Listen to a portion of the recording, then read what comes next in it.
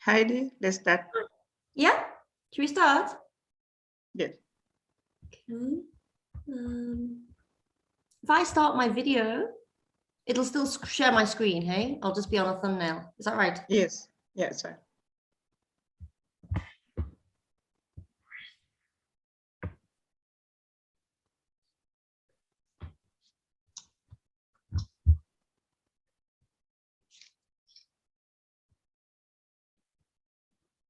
Can I start, Manoma?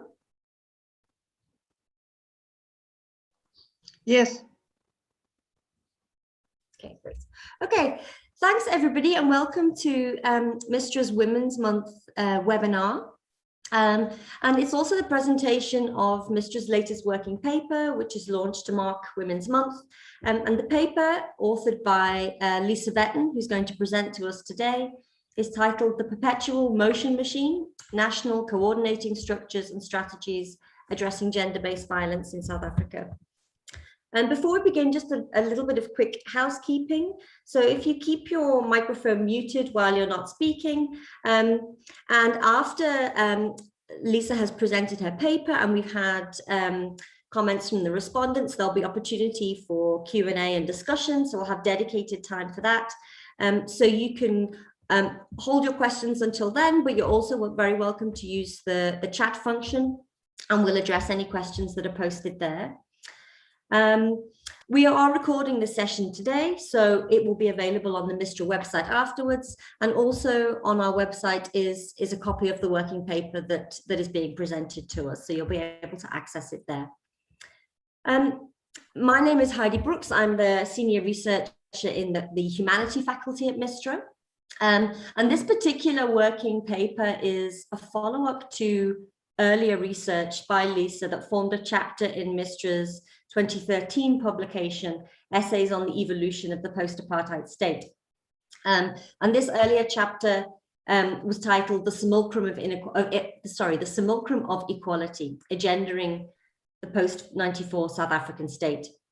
And it examined the ways in which the democratic state has been harnessed in the service of women, and it traced the formation, dissolution and reorganization of the machinery established since 1994 to address women's policy interests. So drawing on the foundation of that research, today's paper updates and builds on these earlier findings. Since the publication of MISTRA's 2013 volume, South Africa has continued to witness high levels of gender-based violence and femicide, alongside increased public debate and popular organization around related issues of gender inequality.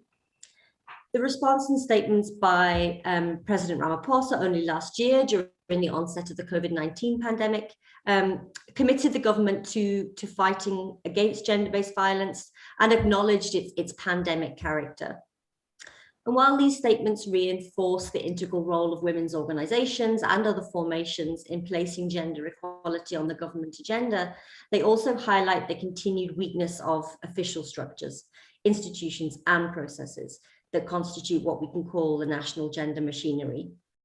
So the paper today builds on Lisa's existing research into the weaknesses and fragmentation of the gender machinery since 2011, and their limitations in delivering meaningful change in the interests of women. So sure, I'll hand over to Lisa just now, and her paper really looks at the strategies and structures introduced between 2011 and early 2021 to address gender inequality and gender-based violence, or GBV in particular. So let me just introduce our speakers. Lisa Vetten, who is the author of the working paper, is a research and project consultant in the Faculty of Humanities at the University of Johannesburg, and also a research associate of the Southern Center for Inequality Studies based at Wits University. Her work on gendered forms of violence has ranged across the NGO sector, academia, and the bureaucracy, and has encompassed counselling, research, and policy development. So we're really lucky to have Lisa presenting to us today and authoring this paper on behalf of Mistra. Then we have responses from Motodzi Amisi, who is a research associate at the Institute for Security Studies in its Justice and Violence Prevention program. And she's also a research associate at the Center for Learning on Evaluation and Results, where she works to support African governments in establishing and strengthening evaluation systems. Motodzi spent 13 years working in different public sector institutions, including the Commission for Gender Equality and the Department of Planning, Monitoring and Evaluation. And she has a keen interest in M&E and violence prevention interventions. Since 2016, she's been part of the National Violence Prevention Forum. We then have a response from Dr. Hlengiwe Ndlovu, who holds a PhD in sociology from Wits University. And she's currently a postdoctoral researcher at the Center for Women and Gender Studies at Nelson Mandela University. She's also a research associate at the Society Work and Politics Institute at Wits and the Transforming Humanities through Interdisciplinary Knowledge Initiative, also at Wits. Her areas of research and publishing and academic citizenship include questions of gender, politics, citizenship and governance, public education, organized action, social movements, and change. So thank you very much to all three speakers for being with us today. I'll hand over now to Lisa Vetten to present her paper.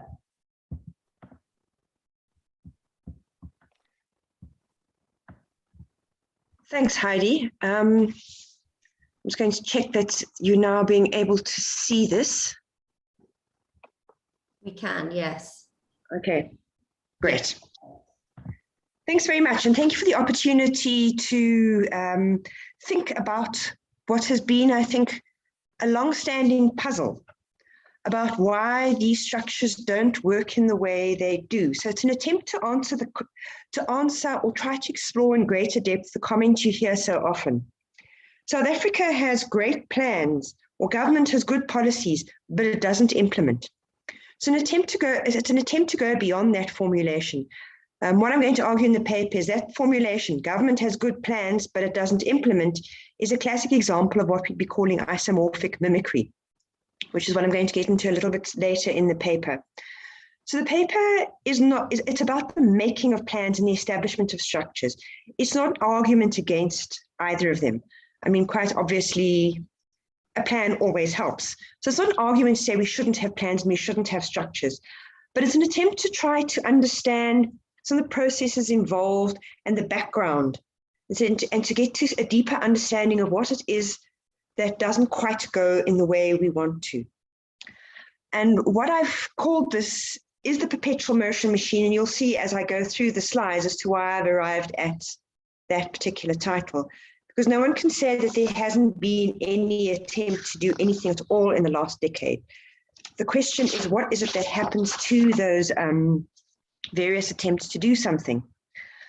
So the paper starts in 2011 when the Department of Women, Children, People with Disabilities appeared before a UN committee and was, in a concluding observation, told, or recommended, told is a strong word for the UN, but it was recommended that they go back and look at South Africa's national action plans around gender-based violence. And so from that, what we've seen, that has been a kind of starting point, as I said, this perpetual motion machine. And it's one whose parts are consistently being assembled. Parts of it are decomposing even as they're being aligned or being absorbed into fresh and new processes of alignment and combination. And what these dynamics do is create a shifting composite. So it's an overlay of older parts added to newer parts, added to parts taken from elsewhere, of these components, processes, and accompanying politics, whose unity and purpose is grounded in the lives of individual women, absent, lost, and hurt. They're the motivation for the machine. But while the machine's target is given as men's violence, its goal, I think, if we look at its workings, is really the governance of violence, or how to manage, supervise, coordinate, and authorize activity. And what one also sees as the closer one looks at this machine is that it's very much driven by the logics of failure, crisis, and competition. And I think what ends up, and in using the term governance machine, what I'm talking about is that I think ultimately what this particular perpetual motion machine does is it becomes a method, a way to arrange multiple relations of power.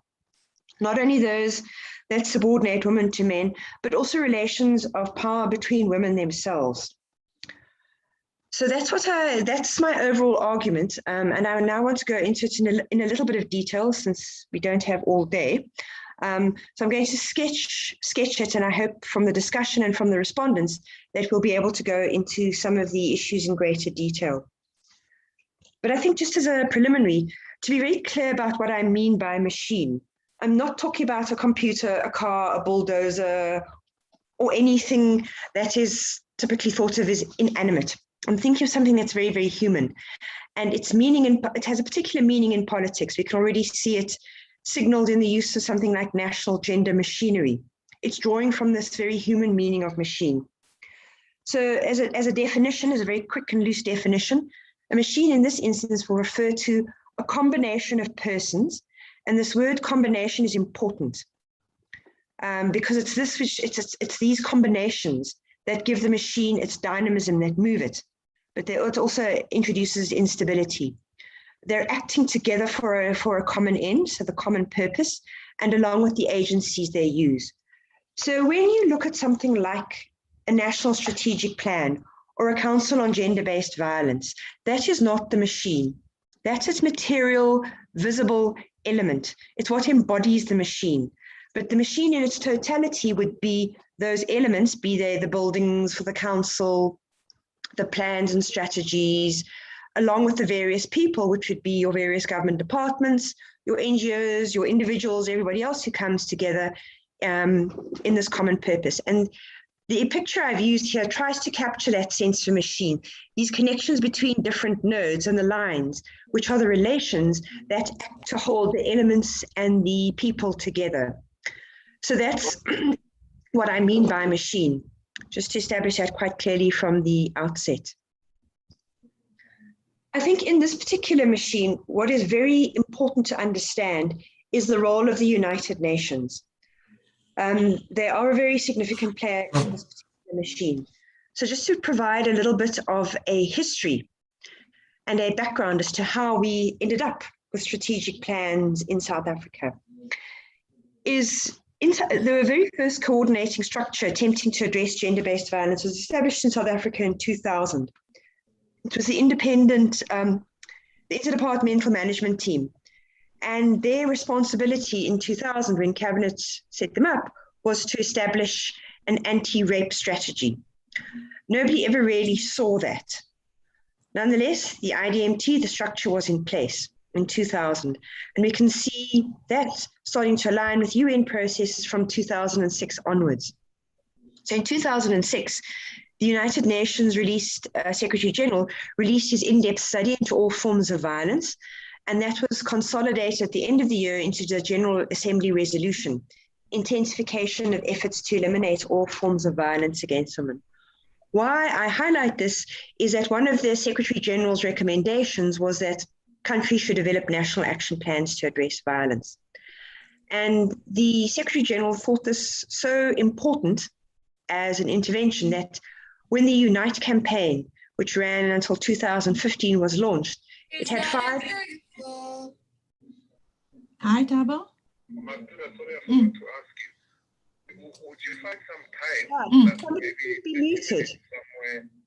Somewhere this week where we can talk to whoever's on their telephone, please. the meeting for us to look at the perception report?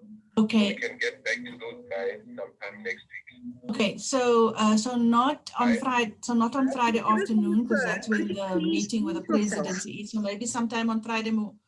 Let me see. I think there's an EXCO meeting this Friday morning, so maybe that won't work. It's Thursday, is it not? Today is Wednesday. Please mute whoever's on their phone. Can whoever is on their phone, please mute their microphone, please? It sounds like there's somebody in the presidency, but please, could you mute yourself? Okay, so we have So returning to the Unite campaign of 2008. This was launched by the Secretary General. It was intended to address gender-based violence, and one of the 5 key outcomes for the campaign was that all countries should have in place a national action plan by 2015. And as part of driving that process in 2010, the United Nations convened an expert group meeting on national action plans. The expert group meetings are quite a standard mechanism that UN Women and other entities within the UN use in order to be able to draw collectively from practice in different countries. They bring together various experts who are given the opportunity to share their experiences, make recommendations. And so the reports generally conclude with those lessons and recommendations. And then based on that meeting, the UN released its handbook on national action plans in 2012. So let's just make a general comment here and go back to the expression I used in the beginning, isomorphic mimicry, which is really very well captured in this all too common expression we hear that government has great policies, laws, and plans, but it doesn't implement. That captures isomorphic mimicry, which refers to this confusion between form and function, where you have something that looks like a plan, and we confuse the fact that because we have a piece of paper with the word plan on it, we have a plan. Whereas the plan is something like that machine I was talking about. It's when things happen, then you can say you have a plan. But I think all too often we mistake the idea that now that we have a plan, this means we're doing something about the problem. And I think the other particular issue that I want to foreground here is that in many ways, a national action plan is a solution, it's a recommendation. But is the problem the fact that you don't have a national action plan? So I think the problem with suggestions like every country should have a national action plan is it's offering a solution to a problem you might not have. Your problem around gender-based violence may have no connection whatsoever to the fact that your country does or does not have a plan. Your problems as to why you have an issue around gender-based violence may be for very different reasons to the lack of an absence of a plan. So I think the problem with something like these kinds of recommendations is they offer solutions to problems you didn't know you have, and they start to construct the problem in terms of the solution that is being offered. So I offer these as these are general points which I think one can make about any recommendation that comes with best practices, global best practice, or that comes from global or international bodies, sorry. They tend to be general and generic prescriptions.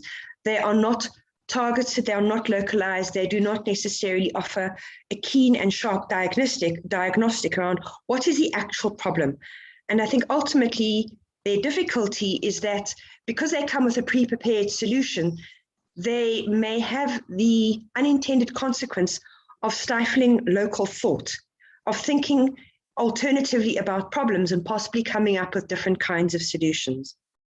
So those are just some general background points that I think are worth bearing in mind when we try to understand the translation of a recommendation made at global level into a local context like that of South Africa. So I mentioned 2000, the IDMT and the anti-rape strategy. Where you see South Africa starting to link up with UN processes is in 2006. There is the Kopanong Conference, which issues a Kopanong Declaration on the need to develop a national action plan. And in 2007, the 365-day National Action Plan is launched, and it explicitly aligns itself to being, and aligns South Africa as being one of the first countries to adopt and take up the Secretary General's recommendation that all countries should develop national action plans. And then in 2011, the Department of Women, Children, People with Disabilities appears before the United Nations Committee on the Elimination of Discrimination Against Women. And that's when the recommendation is made that South Africa review its action plans against gender-based violence. And that's a very key year. I'm going to move in the next slide. You'll see that we've had a structure in 2000, a plan in 2007, but as you can see from 2011 onward, we have almost a plan and a structure every single year thereafter. So the best way to capture this, And this is where where you can start to see these elements of different plans being joined together, some failing and falling apart, only to be picked up later to have new parts brought in. But I hope this table captures something of what I mean when I say a perpetual motion machine. So in 2011, we have the idea, or the National Council on Gender-Based Violence. It is noted by Cabinet and steps are taken in order to begin putting it into action. But in 2012, this is a very interesting development, and I think it's one of the areas where you can see clear difficulties in the state, which have parallels within civil society, is you have Cabinet also establishing an interministerial committee. And this is in response to a video that is circulated showing a young woman of 17 with an intellectual disability being raped by a group of young men. And this video was being circulated on social media at the time and became public. And on the basis of that, Cabinet instructed that an interministerial committee be established, led by the Department of Social Development, to look into the root causes of violence against women and children in South Africa. Now, that's a very specific task. It need not have competed with the National Council on Gender-Based Violence, but it did. And in this, you can see, and I set this out in the paper, how funding specifically from UN entities, as well as DFID and Save the Children, played a very real role in enabling and fueling that competition. I think they bet on both. In terms of, by that I mean that they placed financial resources into both sets of committees, to the extent that sometimes the one committee did not know what it was doing. The example here being the Gender-Based Violence Council was under the impression that it was going to be developing a new national strategic plan. And while it was working on that and trying to pull people together, the Interministerial Committee rushed out with its own integrated program of action on violence against women and children.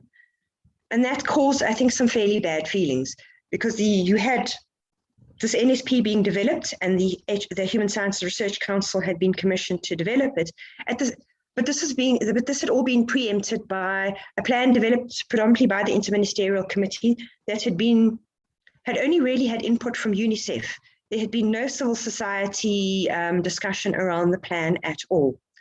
And there are other examples of where you have some quite similar activities being initiated and undertaken by the two structures, despite the fact they are supposed to be working together, and the building of some quite bad blood between the two of them.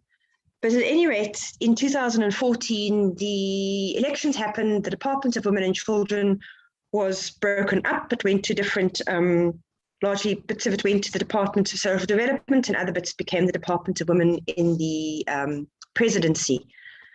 And that was the end of the Council's National Strategic Plan.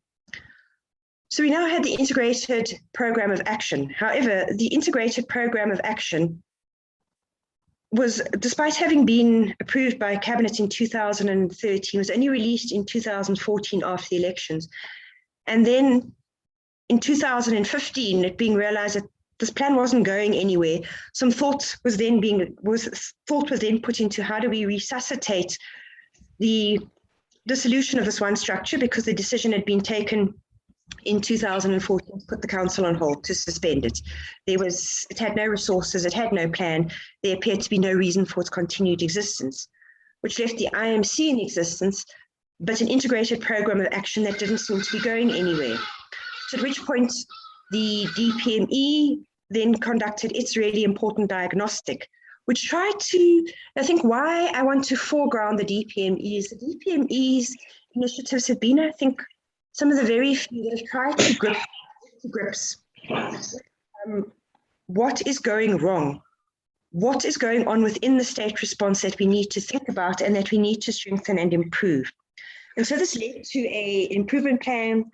The diagnostic was prepared and there was an improvement plan that was then developed. The improvement plan recommended the revision of the integrated program, that this now go out, be consulted broadly that various viewpoints now be included into it, and that there also be some research into understanding what would be a meaningful coordinating structure in order to coordinate activity around the program of action, and how did one put in place an effective oversight mechanism.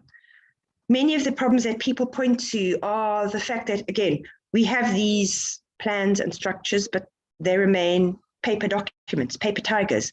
They don't translate into meaningful action.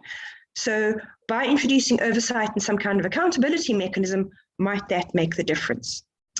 And I think what is important about DPME's intervention is, from all these various plans and structures that I have seen, it is the only time that there has been an attempt to say, let's look at the various kinds of structures that exist in government, including SANAC. Let's look at their strengths and weaknesses. Let's look at the various coordinating mechanisms that exist in government. And let's look at oversight mechanisms. And based on that review and that assessment, let's see what would be most appropriate. That is important because it is an attempt to grapple with the actual problem and the actual conditions, as opposed to merely setting up a structure. I think part of the reason, and I think just to emphasize this point about structure, you can see the list I've given here between plans and structures over the last decade or so. But the problem is more serious than this. These are intersectoral committees. So these try to straddle government departments and increasingly civil society at national level in order to look at or to find ways to address the problem of gender-based violence. Once you move outside, but this is not all you're seeing here. I didn't include the minimum of 55 different coordinating structures at local, provincial, and national level that had been established by different departments to try and get, to try and coordinate gender-based violence in some way. And this doesn't also reflect things like the 2016 white paper, which also has a section on addressing gender-based violence. So quite clearly, the tendency, what this suggests is that there's a default position here, that when you have a problem, you set up a structure, even though people don't come to those meetings, they don't know why they're coming to those meetings don't have a clear purpose. So I think when we look at those 55 plus structures and we look at this, we can see there is a set of real questions we need to ask as to why it is that our first response is, quick, let's put people together and create a structure. But while DPME was working on this, and I think in 2018, UNICEF, and again, I highlight the role of the UN here, UNICEF issued a consultancy, and in 2019 appointed a consultant to begin the process all over again of consulting in every single province, as well as at national level, around the revision of the integrated program of action. So that process began. There was a process of consultation. There was an attempt to develop, to revise that plan. There was an attempt to look at structures and what would make most sense. But midway through that, in August, you had the total shutdown marches, making the 24 demands. And I think that presented government departments with a dilemma. Because on the one hand, you had it being said very publicly, and I think one could see quite publicly, that something was not working. And so the 24 demands were issued as a year, one for each year of a democracy that had failed women. That's a very strong political claim and demand. It's not something you can ignore. But at the same time, you do have a set of processes going on. You do have a plan that you're consulting around. So what do you do with these two parallel processes? And I think ultimately the decision was to discard everything that had gone before. So in 2000, so the consultant finished off their provincial consultations, finished the further two national consultations, finished further interviews from various experts to look for evidence. So finished a document, finished a plan, which appears to have been quietly set aside in early 2019. I don't have the final version of that, so I don't know to what extent it had gone into, it actually was absorbed by the NSP. It may have been, but I can't say that. So you had a process that was then just put aside. So it's almost as if you have a repetition of some of what happened between 2012 and 2014. duplicate parallel processes, resources invested in both, the one ultimately not going anywhere. And so that's where I talk about that integrated program of action becoming debris, becoming something that is discarded. And once again, something that was discarded earlier, the National Council on Gender-Based Violence, that is an idea that is resuscitated and once again introduced into discussions, and that now becomes the goal. And here we have a whole lot of new ideas now emerging. An interim steering committee, a multi-sectoral fund, which has two different owners. At one point, it's a group, the South African Business Coalition on HIV and AIDS. Questions get asked, they quietly disappear. We now have the South African Women's Federation developing GBV Response Fund 1. We have another IMC established. We also have, and this is something I want to highlight because there is clearly a difficulty here in the way we think about structures. So the idea had been from that the interim steering committee would make a recommendation around the appropriate structure to drive the national strategic plan. This was rejected by Cabinet in 2019 and said more thinking needs to go into this. So we have a plan, but we don't have a structure. So, and there is recommendations that there should be legislation, there should be thinking around what this council should look like. However, and again, a repetition, in 2020, the Department of Women, Youth and People with Disabilities wants to simply go ahead and set up a council. There is opposition expressed to this by a range of different civil society organizations saying, that's not what we agreed to, that's not what's in the National Strategic Plan, where is the legislation? So there is some temporary abeyance on the structure. But then some months later, in September of last year, the department issued nominations for a board.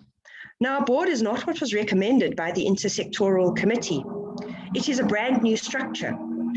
And one of the reasons it appears to have been established was that the Departments of Women had been given funding by Treasury and were going to run the risk of losing that funding if they didn't, because there was no structure to spend it on. So they attempted to set up a board of trustees. However, first the Master's Office lost the papers, and then when they resubmitted the papers, they discovered at that point that National Treasury does not fund boards. There are too many problems with accountability around boards. So they said under no circumstances, which then led to a new structure or a new idea being set up to try and act as the structure. This is a gender-based violence secretariat, which has 4 positions. Approval was given by DPSA, the Public Service Commission, as well as National Treasury to set up the secretariat. We still don't know what happened to that board. According to the minutes in the presentation of the Department of Women to Parliament earlier this year in about March, they had well over 160 nominations for 7 positions. So what's happened to that board? I mean, things may have happened since then that I may not be aware of, but here we have this example of moving from a council to that being rejected, to coming up with a board which doesn't have necessary authorization in terms of government and National Treasury thinking, to shifting to now a secretariat and to setting up the NSP GBVF collaboration in order to implement the NSP. So I think, Lisa, you have 5 more minutes. Okay, thank you. So looking at what we have here is, I think if we look at this, when we look at the 2018 summit, and I don't want to diminish the summit or say it was not important, but I think it presented this political dilemma of having these 2 processes.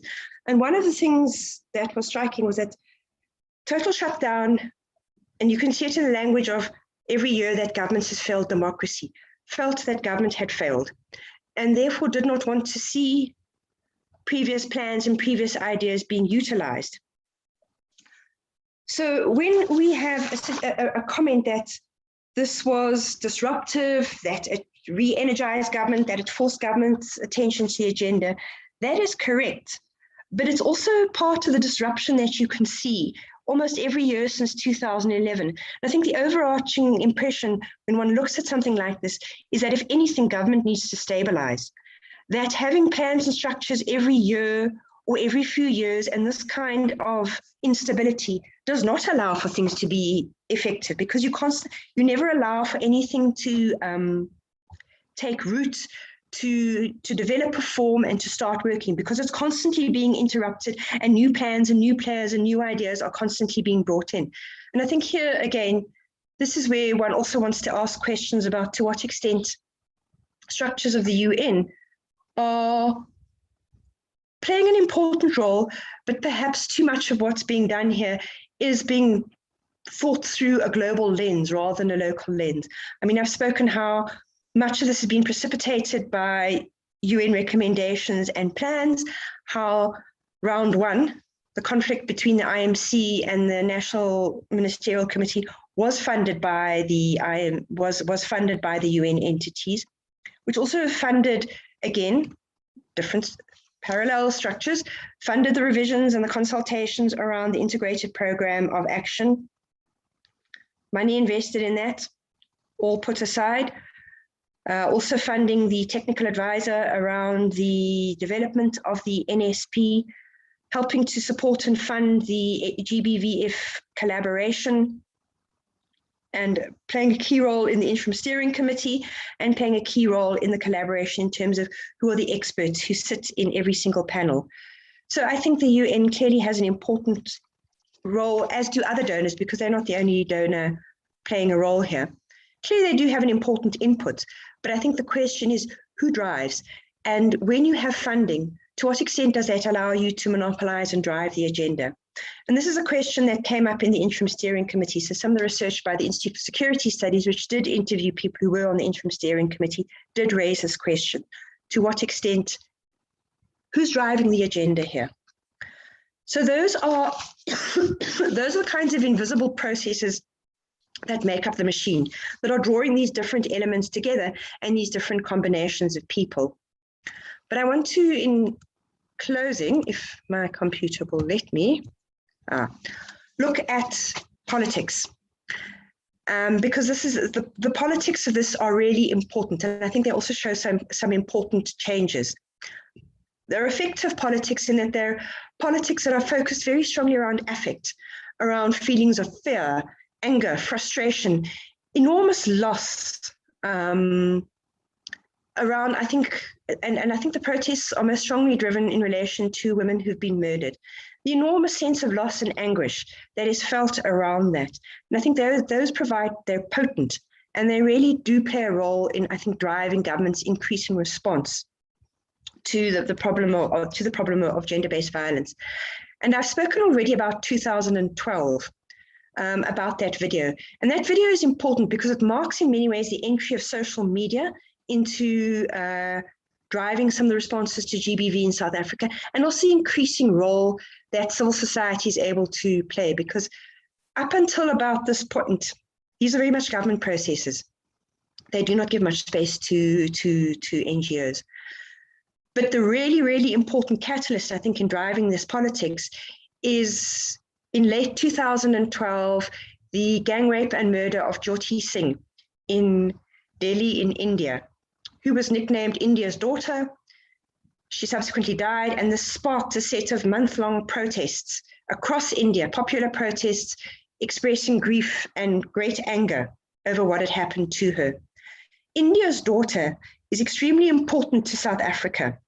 And I'm going to give you a quote because I think this is important. It was written by a BBC journalist who's still in South Africa, Andrew Harding. And he wrote a piece in early 2013 where he talks about the numbness of South Africans crippled by rape culture. And he makes this comment about how commentators and campaigners in South Africa have looked enviously at India, wondering what will it take to provoke a similar sense of outrage. He says, people in India are examining their society in the light of a single horrific incident of gang rape. But South Africa's numb. It doesn't seem to do much. There's just this collective shrug. There are these terrible statistics, they're worse than India's, but life in South Africa goes on. This comment was taken very seriously, and I think if you can see a lot of coverage in what happened next when journalists found South Africa's daughter, the equivalent, it's not uncommon to see repeated reference to Harding and his article. So you had Jyoti Singh dying in December, and then the important, and this is important in terms of time, South Africa's daughter, and in fact, there was a journalist who used this expression, was Anine Booysen, who was found, as people might remember, in early February. She was found dying on a construction site. And I think people, having seen what had happened in India, having read Harding, one started seeing the protests arriving. There were calls for a National Commission of Inquiry, calls for a special fund to be set up. Sonke Gender Justice initiated what I think was some of the first of the civil society campaigns to try and drive attention. It may have played a role in precipitating, I think, the IMC rushing out its integrated program of action, but it didn't have quite the impact that we see later protests have, but it's the first one and it's the important one. And I think with obviously Anine Booysen's murder in the beginning of February was the murder just 2 weeks later of Reeva Steenkamp by Oscar Pistorius. So that's the first set of protests. The next, I think, really important one is you have the Stop GBV campaign, which kind of grows out of this. It's the attempt by civil society members who were on the council to not let the idea of a consultative, inclusive NSP go. And so a campaign begins in 2014 to develop a shadow plan, which is then completed in 2017 and launched. But the next important protest, again, a social one driven by social media, is Men Are Trash. And this was very much something that emerged and gained traction and became viral after the murder of Karabo Mokoena. Why Men Are, and while that didn't result in significant changes, what's important about Men Are Trash is that Men Are Trash started putting together those networks and combinations of activists who would come together in terms of the total shutdown. So total shutdown is important because I think what is significant about total shutdown is the way it created both a community and a constituency. At one point, it had over 100,000 women on its Facebook page, and it created a community in that it gave women a space to speak about what was happening to them. And it's also in that sense created a constituency, a group of women who hadn't previously necessarily been involved in the politics of gender-based violence, but now had a platform and a space. So it may have had the more disruptive effects that I spoke about previously, but I think it also had these incredibly positive and important effects. And so while it resulted in the summit, it didn't end protests. I think the last big protest that we remember was that of Am I Next? Or the murder of Uyinene Mrwetyana, which again sparked another set of promises, protests and yet another plan, the Emergency Response Action Plan. And picking up the call first made in 2013 by Sonke for a fund, and they were asking then for $1 billion a year to address gender-based violence. The march then on the JSE, Sandton shut down, and we now do have, following processes around that, we do have the GBV Response Fund. So you can see here that government has been pursuing its internal processes, but they've also been driven and have been joined up in very important ways by civil society protests, largely driven on social media, that have created this logic of crisis. Something needs to be done now. And that logic of crisis has been very effective in terms of, in particular, it's the language that I think has driven and helped create funds. So I think while civil society organizations were for a long period the outside of this machinery of governance, organizations and individuals increasingly inserted themselves into it through the series of protests addressed to the state. And they've elevated GBV as a matter of public concern, and they've expanded the space for participation in its redress. But what they've also done is they've contributed to this proliferation of plans and structures. And they've also had, as I spoke earlier about this competitiveness that went on in the between 2012 and 2014, while you can see a definite competition going on there, you can see something very similar going on in parts of civil society. And so you've also seen enmities and exclusions happening in this particular space as well. And in their own way, these fissures and these fragmentations, like the battles in the state, undermine this prized ideal of working together to end gender-based violence. And like the battles in the state, these hostilities are frequently around questions of economy. How is the money being distributed? Who is getting the money? And the other resources, prize, position, opportunity, invitations, the distribution of funding, the distribution of things like cars. And there's a very important battle around the BMWs that were donated to government. I'm not going to have time to go into it, but that is important. And so I think we have a very paradoxical result, is that projects which are aimed at undoing hierarchical relations of power between men and women also have the unintended effect of provoking power struggles between women. Here we go again. So I'm not going to go into those power struggles given the fact that we don't have time, but I think just in conclusion, what's very clear is that violence and the ways it's gendered are a serious problem in South Africa. And since at least 2000, Cabinet set up its first coordinating structure. But from 2011, these plans and structures, which have been presented as the tantalizing solutions to ending men's violence, they've increasingly acted to focus and organize a series of dreams and schemes in the cracks of the state. So wherever the state is not working, its cracks, the fissures between it, these dreams and schemes are able to bloom. And so what has happened is we have an expanding apparatus of governance around gender-based violence, a method of arranging power relations between government departments and donors, between donors and women's structures, between women's organizations and other formations, between women, between the state and the private sector and women's organizations. So it's an expanding apparatus that has brought more and more people in. And the permutations are endless, and they derive from construing the problem of violence as one whose solution lies in the management, coordination, supervision, and measurement of these ever-increasing numbers of processes and institutions. But in contrast to these managerial processes are these fragments of lives that condense across time and space to come together in these dense compositions of absence and loss. And the anger and grief that they summon are given form and expression through popular protest, which increasingly demonstrates the power to bring the state to heel, but not in ways that disturb this assembling and reassembling of process and institutions.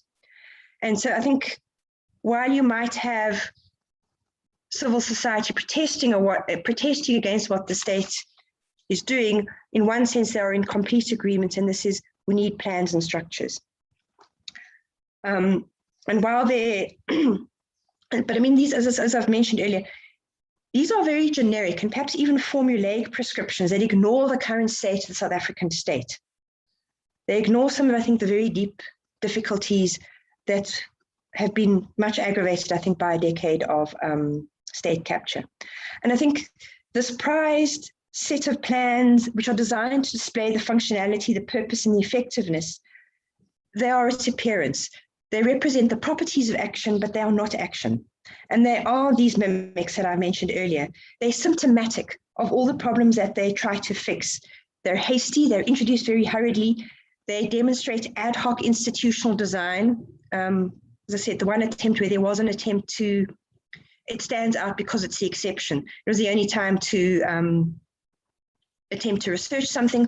All the other plans are, what can we put together in a hurry?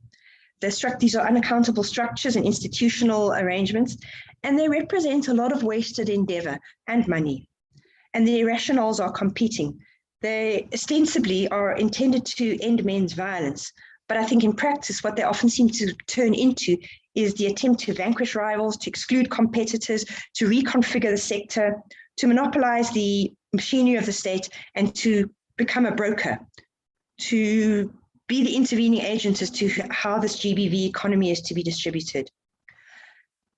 And I think what that means is that to date, and I'm not saying this is inevitable or unchangeable, but thus far they've been congenitally failing endeavors. This failure is not interpreted to mean that let's take a step back and think about the value of these processes and institutions. Instead, failure becomes the condition for yet another round of plans and structures, which map onto these ghostly outlines of prior plans and structures, and they reinvent some things that have been done before, attach them, abandon the other discards and remnants.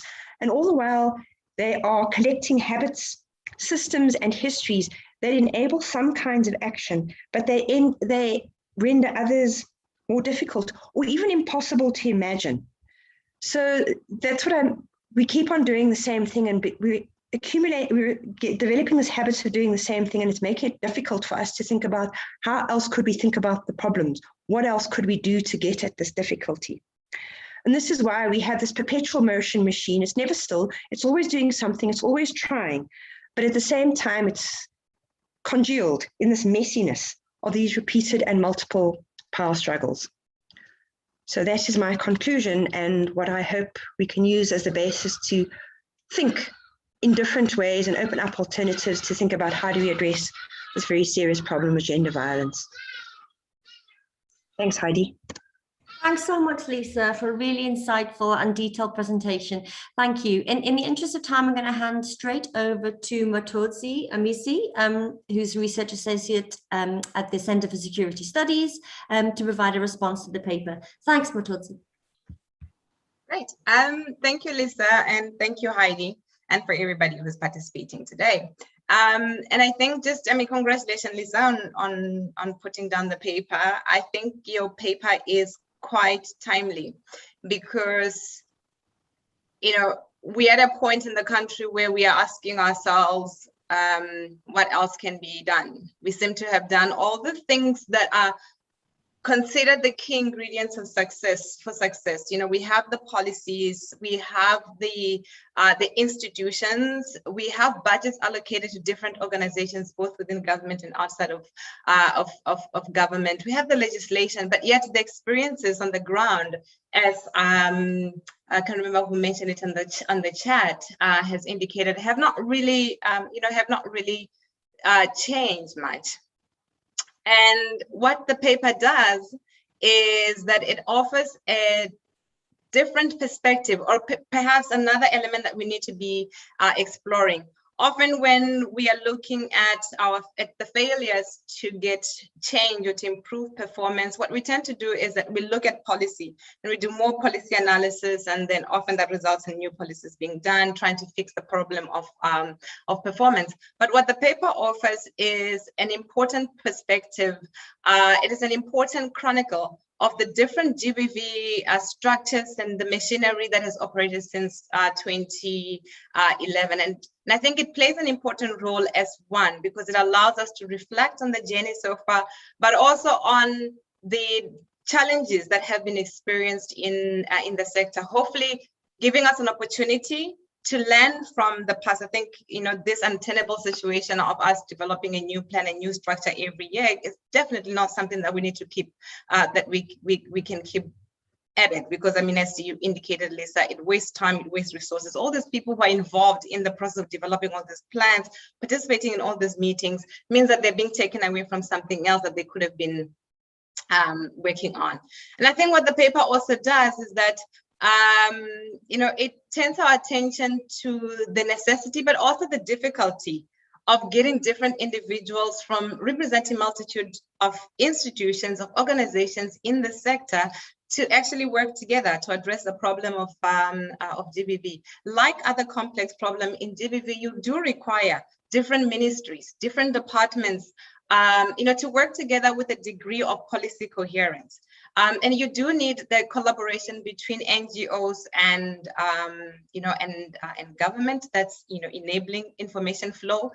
And you do need, to an extent, all these donors that were indicated in Lisa's input, because in the end, there's just not going to be enough resources within the public sector to actually fund all the activities. But how do you get them to work together in a way that that drives the agenda forward, not in the way that's creating so much fragmentation as we have seen, so far? And I think the paper draws our attention to some of the challenges that we are facing in being able to, in trying to do that, and trying to bring all these different organizations together. And one of the things that the paper succeeds in is to demonstrate that the idea that we can create these structures and locate them in places of power, be it in the presidency, be it in national department, and that by doing that, that can solve some of the problems that dog the sector, that preposition itself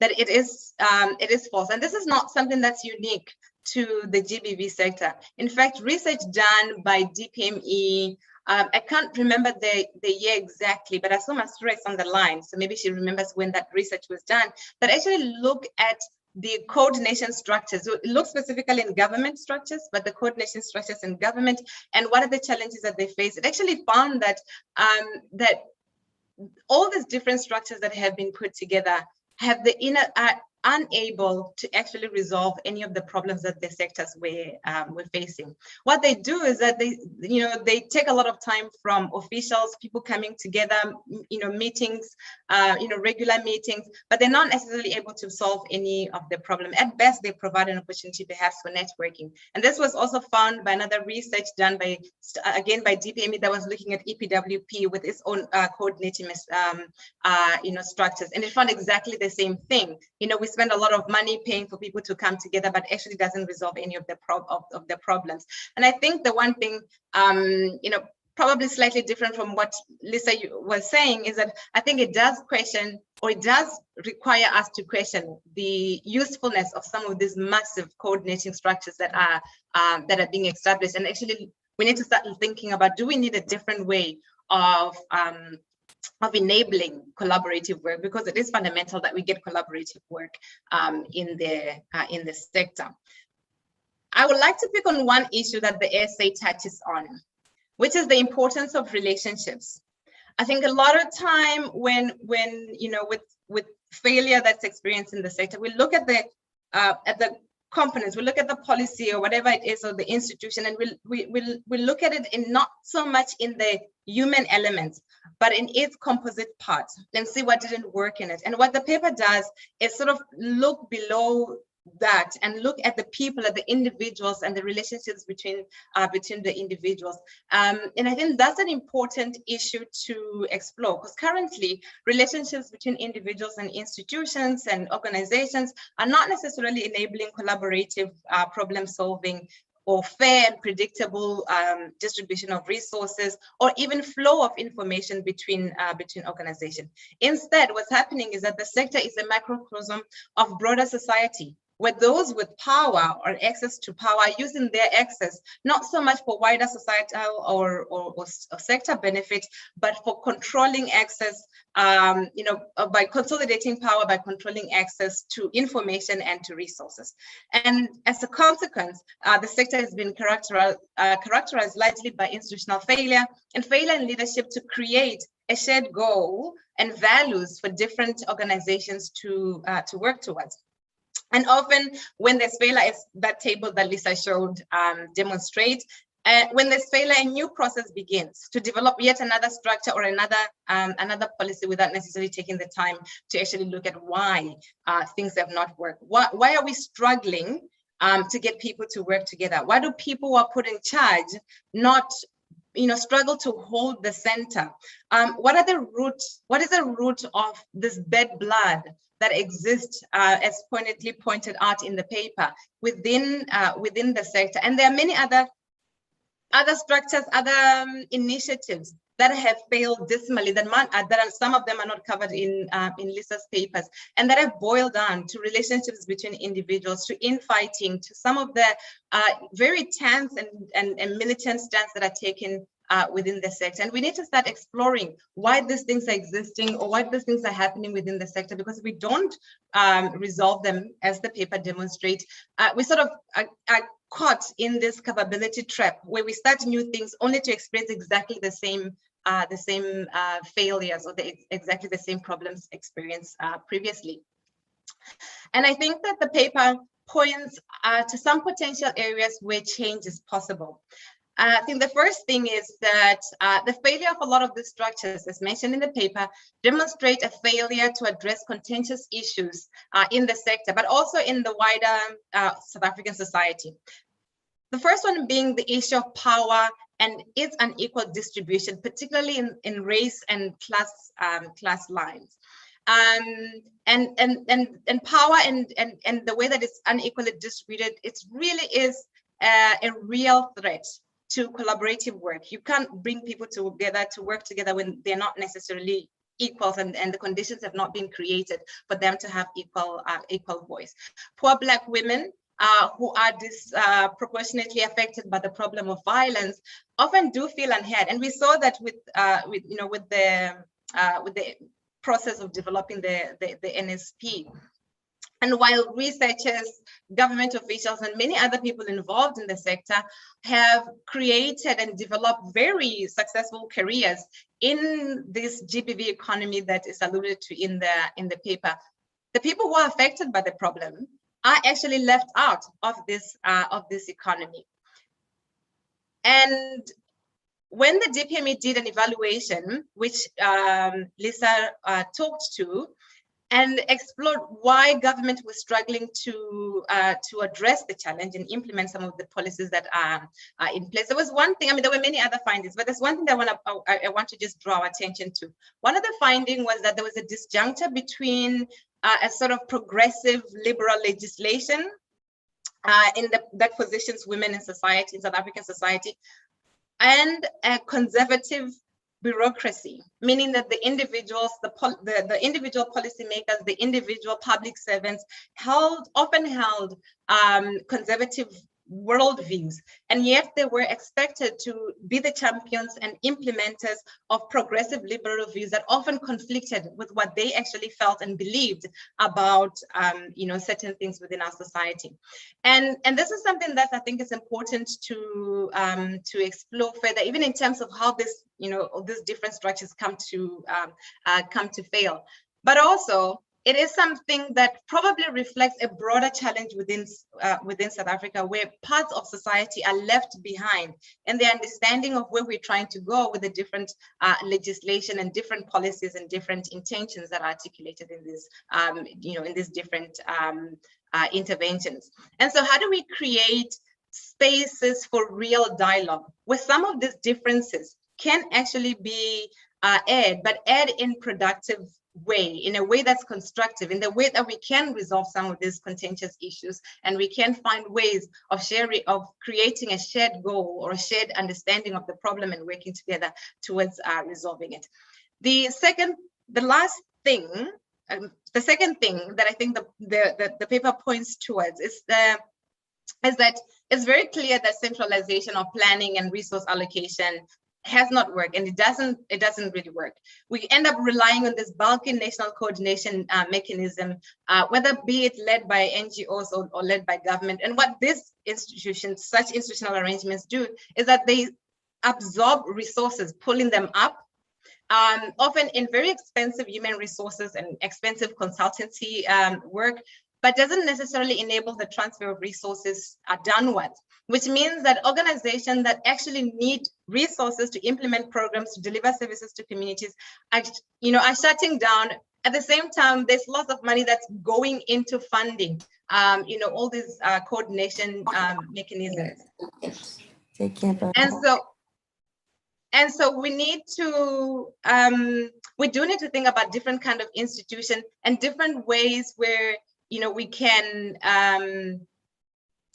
you can sort of disperse power and encourage a more even distribution of power, because currently in the way that we're setting up this coordinating mechanisms is that it's creating a situations where only those who are close to the center of power have absolute power and control of how resources are being allocated, but also access to information.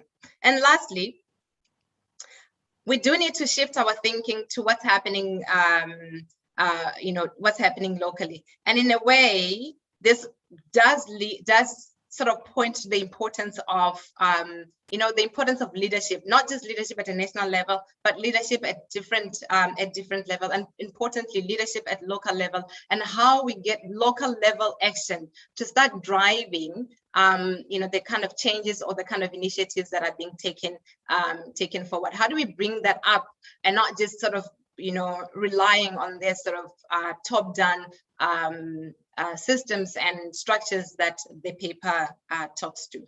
And I'm going to end it there. And I think the paper is definitely worth a read and a reflection in terms of where we go from here. Thank you, Heidi.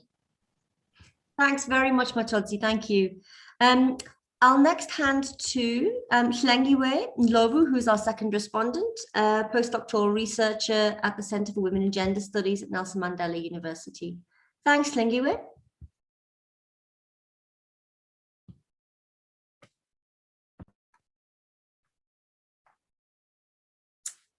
Good morning, everyone, and thank you to MISRA for organizing this event. Thanks, Heidi, for the invitation, and thank you, Lisa, for such provocative paper that sort of like provokes us to begin to think about the processes of fighting gender-based violence and the violence against women and children.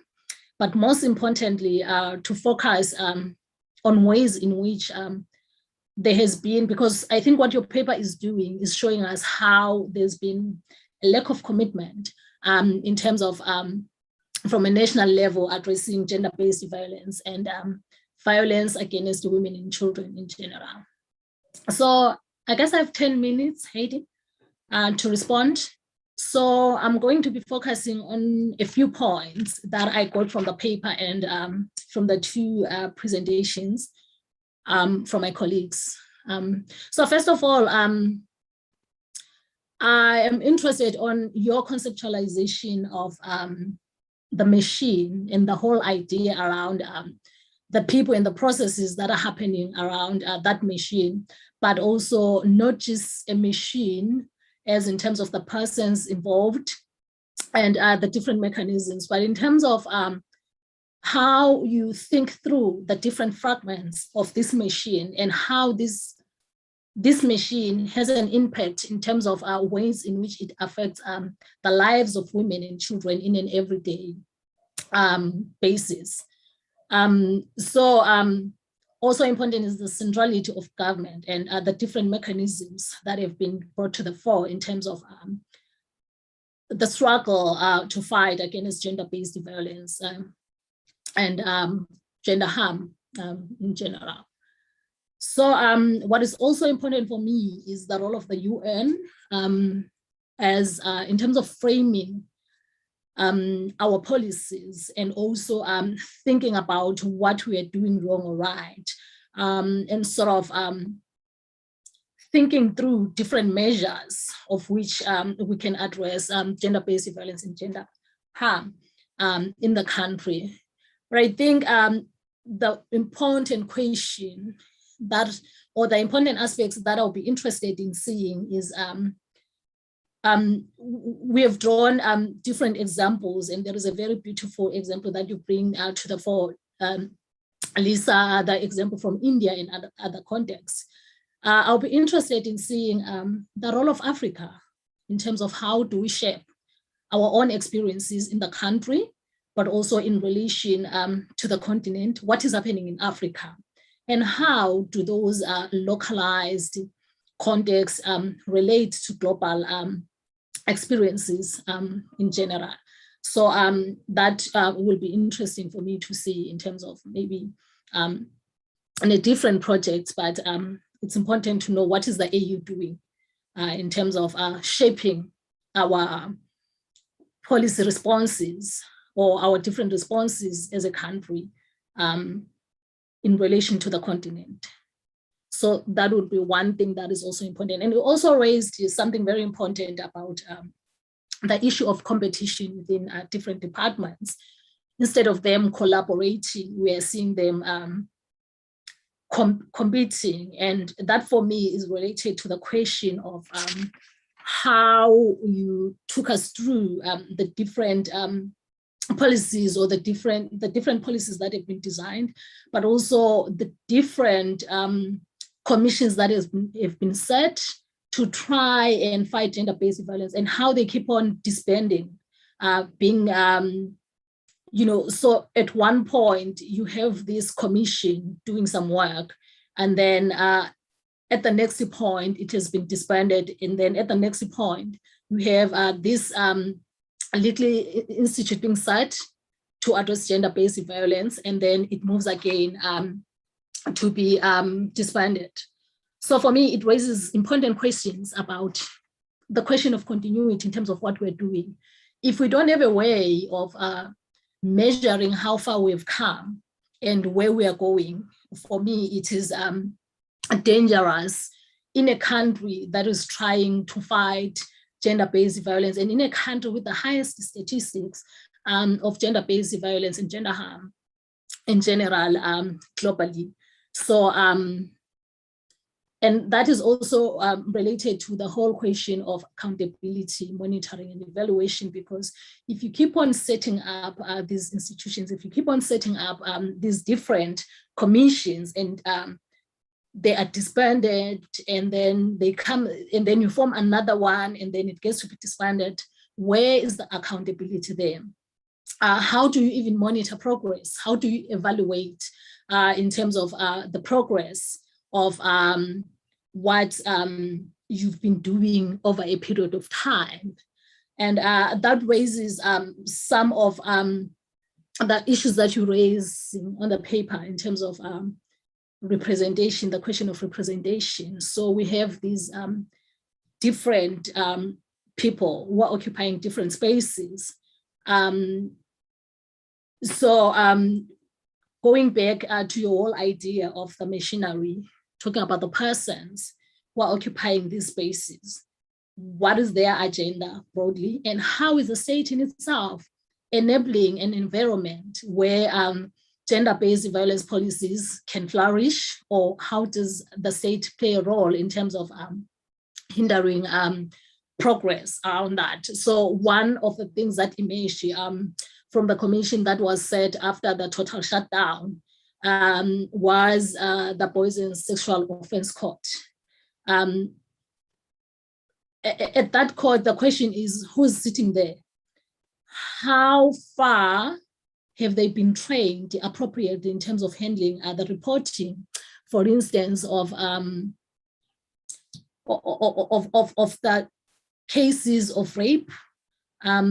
So after Uyinene Mkhwetjane, we had the police minister Bheki Cele saying we're going to have specialized units at different police stations who are going to focus on the reporting issue, because the reporting also has been one of the major problems that we're facing in this country. To say usually the survivors of rape, they face secondary victimization when they get to the police station, whether by the police, because we've read that they even go to an extent of raping them and all of that, but also most important in terms of how the reporting itself is a different form of violence to the survivors of the very sexual violence offense and all of that. So how are we even preparing these specialized units to fight or to facilitate the processes so that we can measure where we are coming and where we are going? There are other important issue that you did for me in the paper, Lisa, is the contextualization of these struggles. So if we're to ask ourselves, where are we going, and where do we see the future of the struggle against gender-based violence, is we can do that through contextualizing our own struggles. So if we are going to be talking about the total shutdown, we can't talk about the total shutdown without looking at the role of young women within FISMA's fall. We can't talk about that without talking about the RU reference list around 2016, the Rhodes University reference list. And we can't talk about that without talking about the women who participated in the 1 in 9 campaign during the trial of the former president, Jacob Zuma. So contextualizing those struggles, it's important for me in terms of grassroots mobilization, because when you are writing this history of struggles, one thing that you raise, Lisa, in your paper is how some of the previous struggles have been kind of like rejected at the negotiation table after post the total shutdown, to say there was a feeling that the previous struggles have been, not the previous struggles per se, but the previous mechanisms that were put forward to fight gender-based violence. So I think at this point, when we contextualize these struggles, we find a way of sort of like recollecting achievements, if there are any, and then looking forward in terms of what have we missed and what are we gaining in terms of moving forward. So, but also here, not missing an opportunity to sort of like educate the community broadly, because the other problem is, while the government is failing, it's not like the people in different communities are just sitting. Also, it's important to understand what are the people doing in their everyday, day-to-day struggles in terms of understanding these struggles, but also the everyday coping mechanisms, because this is something that women and children live with on an everyday basis. And these communities constantly dealing with gender-based violence cases in a situation where the state is absent in terms of addressing these problems. But also what is emerging from your paper is the problem of reactional politics, because it would seem like we only react, or the government only reacts to put up these commissions when there is a spotlight of an event, when there is the murder of Uyinene Mrwetyane, when there is the rape of a 17-year-old that's trending on social media, when there is killing of a lesbian woman in one of these communities. But the bigger question perhaps that we should be asking is, what are we doing every day, and what is the state doing in terms of responding to these issues without necessarily playing reactionary politics? What are we doing in the everyday? And we should take into consideration that there are people in different communities who are already doing this. And I think for me, the biggest problem in terms of also coming with these different commissions that we tend to use is the fact that in most cases, participation, while participation is key, but also our representation is key, because it depends on who do you bring to the table. Because we tend to take people who are mostly articulate in terms of who know how to articulate these struggles, but not necessarily positioned spaces where they can actually talk about these struggles from an everyday point of experience. It's not to say that gender activists should not talk about struggles, or they should not represent, but the bigger question here is, who are we consulting before we appear on these platforms? Who are we speaking on behalf as we appear on these platforms? And I'm saying so because of the idea that women experiences are not homogeneous. Women in rural areas, when we're talking about representation, are they represented in these different platforms when we're coming to talk about these issues? Women in poor townships, are they even represented? What is the medium of engagement that allows or facilitate participation of everyone else in a way that does not exclude? So those are some of the important questions for me when we begin to think about what can we do about the state. So as much as in the very long time, because our government seems to be reacting to every day to the spotlighted incidences, what happens to what doesn't get to the spotlight? How do we even begin to think about those?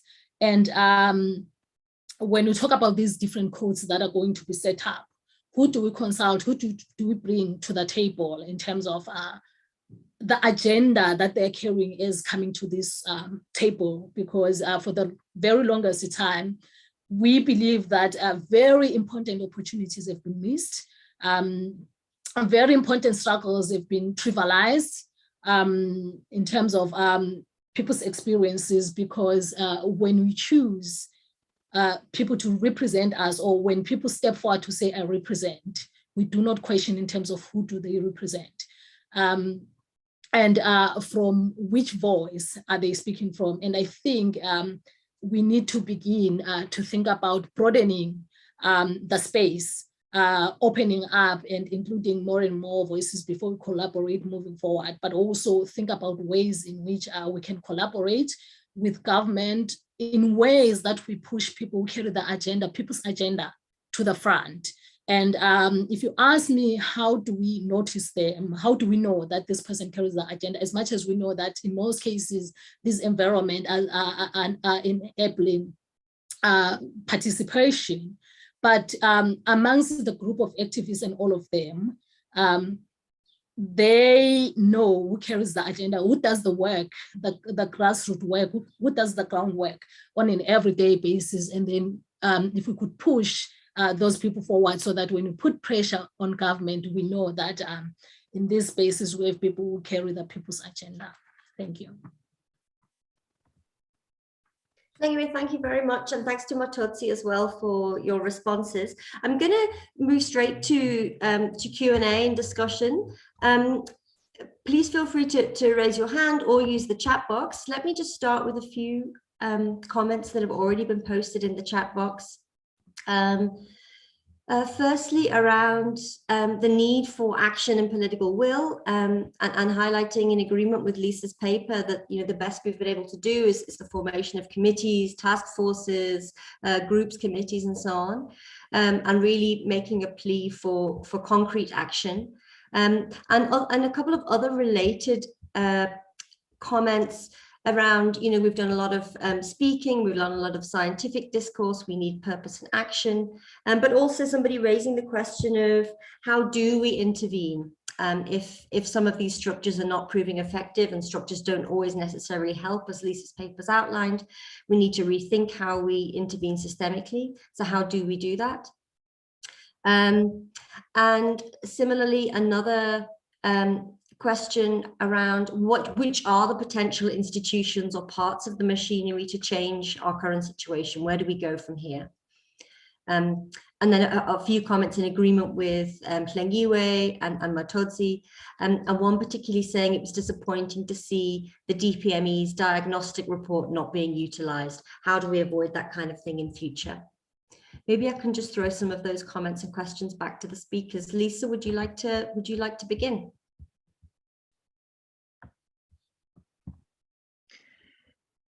Thanks, Heidi. I mean, I think there are points and possibilities of change. And I do think it's useful to go back to, and I'm glad people have highlighted in the chat, I do think it's useful to go back to DPME's diagnostic. That was focused predominantly on the state. So that would be looking at the state. It's not in a position to do anything about the difficulties in civil society.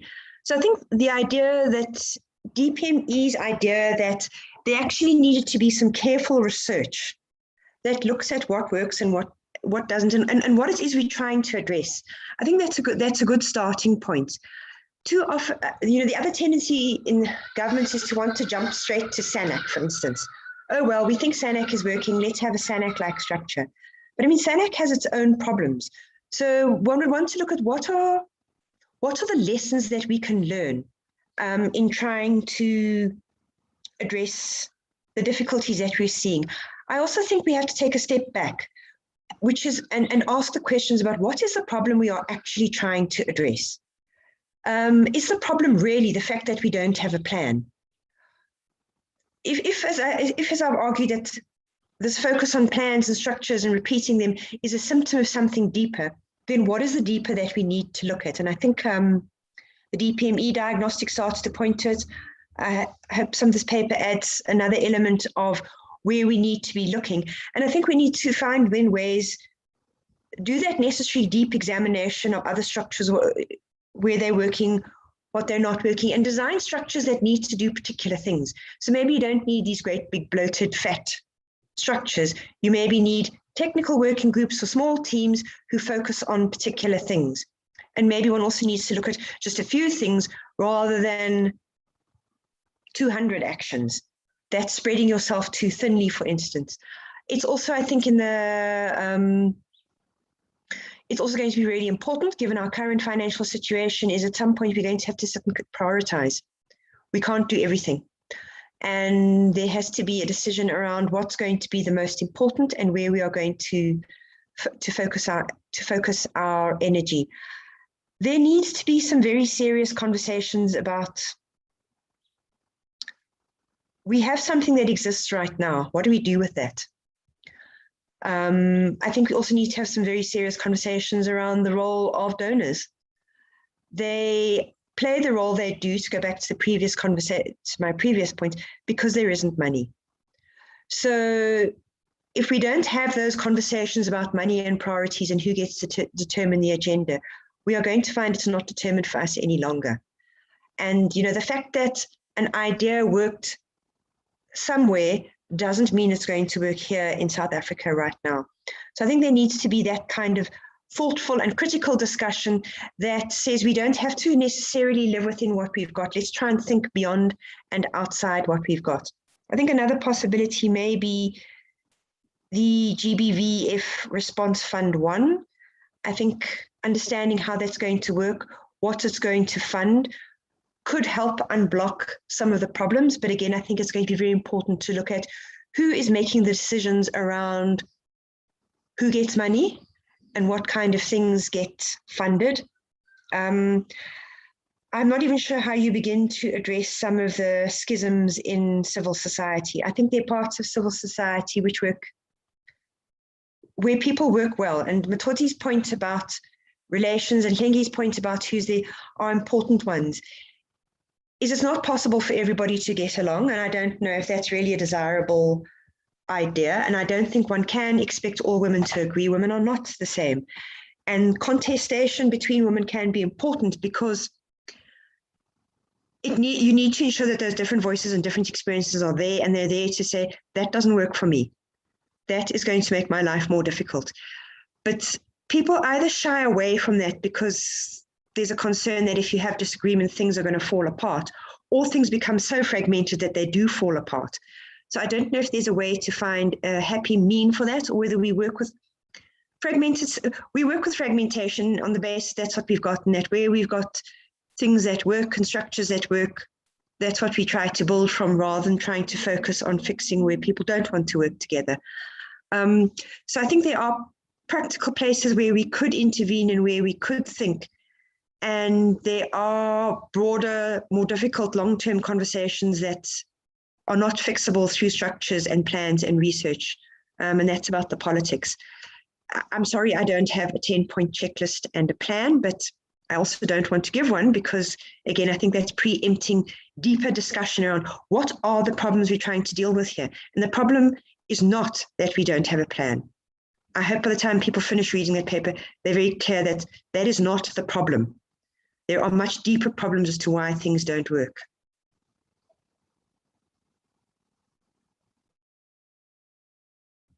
Thanks very much, Lisa. Matotsi or Hlengi, would you like to add anything? So maybe just to add on what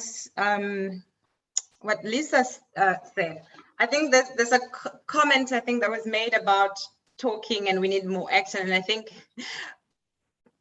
interestingly, I think there are areas where that's been our problem, that we have actually rushed into wanting to act without actually the right kinds of conversations. So we are talking, but probably talking past each other. And in some cases, there is talking to, and not necessarily real conversations. And there's very limited spaces for real conversations where people can actually air their differences. Because as Lisa, you just said now, we cannot expect people to agree on everything, but we can create environments where people are actually heard, where their voices are heard, but heard in a way where they feel valued, where they feel that it actually, what they said actually matters. Whereas right now, that doesn't happen in a lot of places. There are dominant voices in the sector, but there is not necessarily an openness to hear, a variety of voices and perspective that exist in the country. And I think that's an important thing to figure out. And one of the thing about these coordination structures that are the focus of the paper is that because they're set up to coordinate, which sort of suggests that people must agree, you must build consensus, you must bring people together. What it does is that it actually becomes the actual undoing of the very structures, because they don't become the spaces for honest conversation.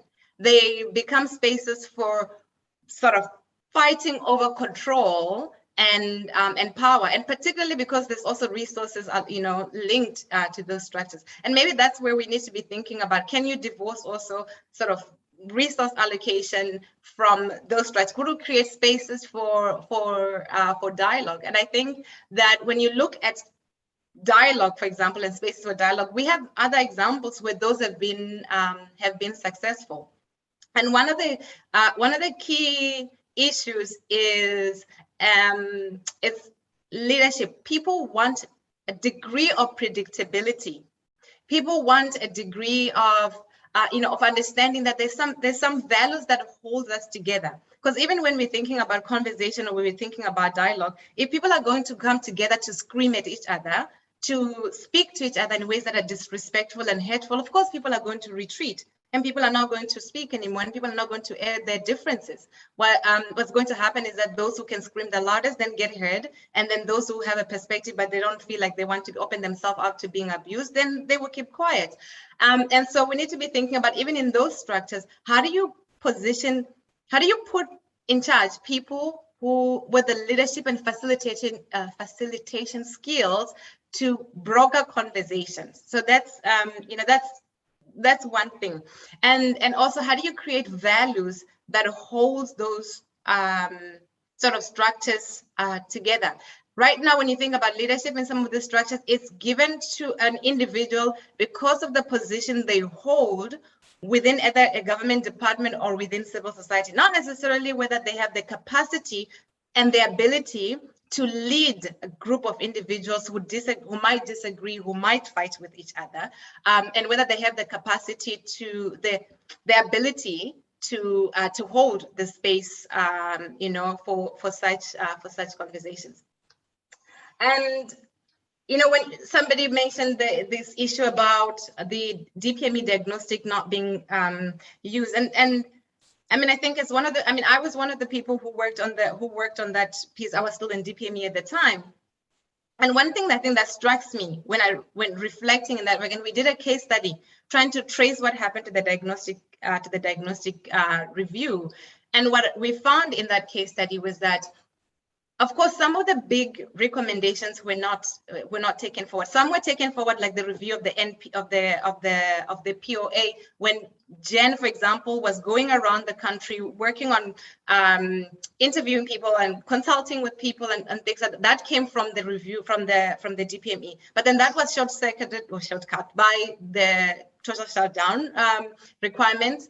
But even that, in how the state actually responded, in how the likes of DPME and DSD was responding, they were drawing a lot from what has already been learned from the diagnostic review. So that piece of work then was an important sort of chopping block or an ingredient or whatever into the work that was happening during the summit. And so our accumulation of knowledge is not necessarily lost. It's just that, I mean, it's not creating the kind of changes that we, at a scale at which we want to be able to see.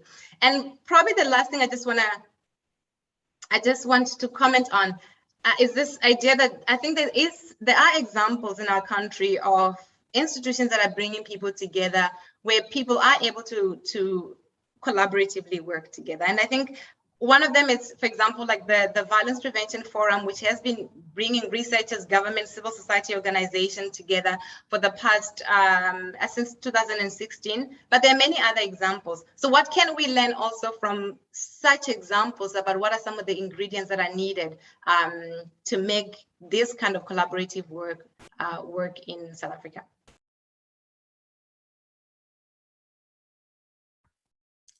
Thanks, Matotsi. Hlengiwe, would you like to add anything before I move back to the chat? Yes, very briefly, but also picking the conversation from where my colleagues left. Lisa raised something very important about funding and priorities, which is, for me, is very key in terms of where is the money coming from, but also where does it go? Because we've known in the longest history of gender activism, the fact that most of these programs are not well funded, especially by the government. So what we only hear in South Africa, we hear about so much and so much money has been allocated, but we never get to see where does it go, or does it eventually get released and what does it do? But we'd see that even in that, it's not a fair budget to fight such a vast struggle that we're currently facing. So that is also problematic. So in terms of funding and the priorities, I'm encouraged by the point that some of the policies that come with, or some of the conditions that come with donor funding have been developed for different contexts. For example, for first world countries who are having different problems, as much as there are also gender-based violence and gender harm related problems, but the context in which they occur sort of like differ in terms of how our struggles in South Africa are multi-layered and are intersected in terms of the convergence of issues of poverty, the struggling economy, and currently this global pandemic and how it's affecting the country in general, but also women and children in particular in these spaces where they've been confined. So when looking at this funding, then there has to be ways in terms of the prioritization has to be different, has to adapt to local situations so that we do see where we are going with this. And then the other issue has to do with, I think it was a question that was asked on the chat box about the coordinating structures, and in terms of how do we ensure continuity. And for me, the problem in South Africa, I think it's because we do not have a plan of fighting gender-based violence. And as I've said in my previous presentation, that the problem is that we are reactionary. So I think it's the same thing with how we govern the country in general in terms of 5-year plans and all of that. And with gender-based issues, it takes time and a lot of work to be done in order to establish a working mechanism, let alone an effective one. So if we're going to have something that is going to function for a year, another one for 2 years, and then gets disbanded, and then we put another structure in place, that is so problematic. And for me, I think continuity is key in terms of applying policies and implementing what we find. So in terms of the DPME, the MISIC report, I think this is one thing that is very problematic in this country, but also I think in general, to say there are so many commissions that are meant to look into the problems that are out there. But the question is, once the research has been done, there are recommendations, there is a report, what do we do with it? It just sits there and no one gets to do anything about it. I think the same thing with our constitution, that is so brilliant on paper, it looks so good, but the implementation on the other side is so poor. So I think those are some of the things that we need to focus on, especially the issue of accountability and monitoring and evaluation. For me, they are key. Who do we account to? What have we done? So we've set up this structure. What is its mandate? After 6 months, 12 months, how far have we come? And have we achieved the goals that we set to do? Where are the challenges and all of that? And how do we move forward? How do we pick up from the setbacks and then move forward? So that's what is important to me. Thank you. Thanks very much, Hlengiwe. I'll go back to the chat and just, there's been a couple more comments, if not direct questions. Again, thanks to the speakers. In particular, Hlengiwe reminding us that to center the survivors in this. And then a follow-up question around Matodzi's point that policy is developed by the liberal left, but often needs to be implemented by those who may carry conservative views. And how do we bridge this? Does bringing everybody to the table, as Hlengiwe suggested, help to solve that? So that's one question. And then another post just asking for concrete action. I'm making a proposal for something like a 5-point anti-GBV plan to move forward with, in order that we don't just talk, but we take concrete action. And then a final comment here on how so many resources are invested in these structures and plans and yet don't result in gains for the communities on the ground. Logically, it would be expected that if, for example, the SAPS is one of the role players in these structures, then that would result in victim-friendly services, visible policing, etc. But yet this is not usually the case. Can I ask for any responses to those comments and queries, Lisa? Sure. So I'm going to say no 5-point plans because that's just repeating the problem. You know, one of the things that I always find very puzzling when people say there is no plan is it assumes that departments are doing nothing. And that is so inaccurate. Every department has to produce an annual performance plan, and that becomes a basis on which they receive their budgets from National Treasury. So every department is already doing things. And I think this becomes one of the issues that Motodzi was talking about, is they already have that project. Now they must come to a coordinating structure. And what is a coordinating structure? It's simply a place where people fight over who gets to manage, who gets to issue instructions, who's in charge. It's managerial. And there's a fundamental problem in thinking that in understanding how our government works. If you imagine that the Department of Women can tell the police what to do, they can't.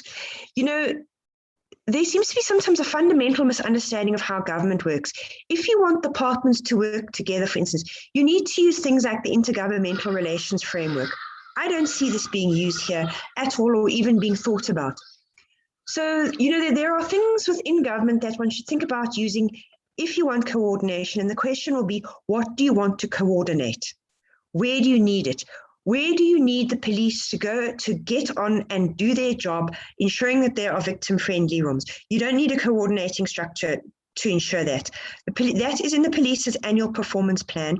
And it is Parliament's responsibility to be saying, why are these structures not in place? Parliament does have the power. So, you know, there are some questions here about the ways in which we understand the state and how the state works, and the way we then try to substitute what is one part of the state's function with another. So that's some of the kind of thinking that we need to be doing, because the amount of money, I mean, I sat and calculated what that little competition between the IMC and the DSD cost. And it worked out to be just over 9 million rand. The only thing that took life from that exercise was the diagnostic. It paid for the DPME's diagnostic. Nothing came of the integrated program of action. Nothing came of the National Council. Nothing came of the surveillance system that was paid for. Nothing was paid. Nothing came of these guidelines. Nothing at all. So when I look at that, it's really appalling. And this is exactly the point, is, was it worth it? Could that money not have rather gone to small? And why are we so allergic to small? What is wrong with localized solutions? What is wrong with communities sitting and developing their own ways of trying to do things, linking up with others in order that they can learn from them and there can be mutual sharing? But what is wrong with them figuring out that in our community, this works best and this is how we're going to do things, but we're always going to be open to learning and sharing? Why must we have one great big national machine that manages everything? So that's perhaps the kind of thinking that we need to be looking at. Are things that are small and focused and context specific, that use the mechanisms of the state where it's appropriate and that are based on a proper diagnosis of the problem. If the problem is that the police don't have victim-friendly rooms, there's already an instruction that says they have. So creating a plan so that they must go and do that and a structure defeats the purpose. You're doing the work 3 times. It's Parliament who should be picking up and asking, why are you not doing something? Or it's the Commission for Gender Equality who should be using their powers to investigate what's not right. So this is also my point of, there are things inside the state that we can use that we don't use. We don't look at what are, we simply don't, I think about statecraft and take the work of the state seriously in some respects, and how you take statecraft in order to do the things that you need to do rather than just trying to create all these structures and plans everywhere. So I would definitely, and I do think one of the difficulties government faces, and I've just seen it now, is you will have media and you will have people say, government's useless, government's doing nothing. Sometimes that's true, sometimes it's not. And